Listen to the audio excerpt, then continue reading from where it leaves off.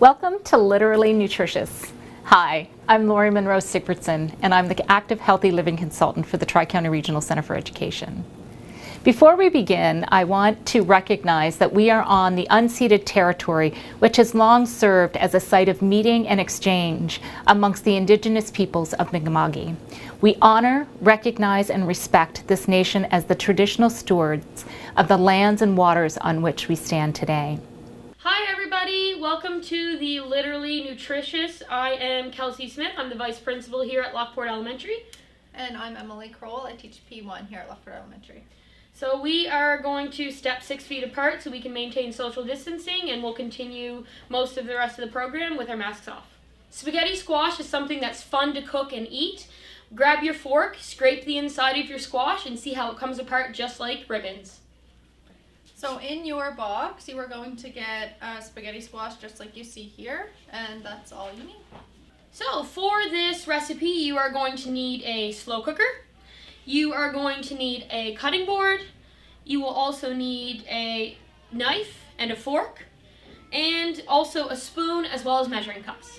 So to prepare the spaghetti squash, all you need to do is wash the skin, and then you're going to take a paring knife and just poke the skin several times. Perfect.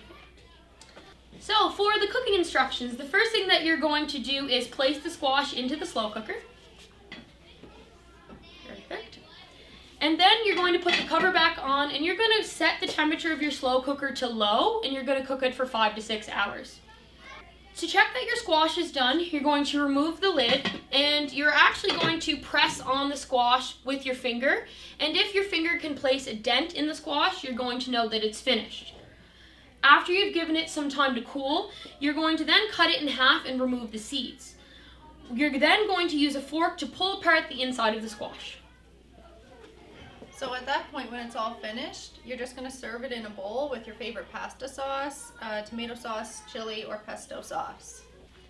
So when your squash is ready and it's been cooled, you are going to remove it from your slow cooker like this. And then you can actually take your fork and scrape it like so.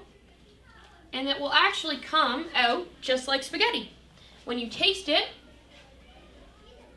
it's very sweet. It doesn't have a very crispy texture, but it's very delicious. I can imagine if you were to add the tomato sauce on stuff onto this, that it would taste even better. So for leftovers, once it's all cool, you can store it in an airtight container and just keep it in the fridge. Or if you want to save it for later, you can put it in a freezer bag and it will last in your freezer for another meal. Thank you for joining us here at Lockport Elementary for the Literally Nutritious recipe.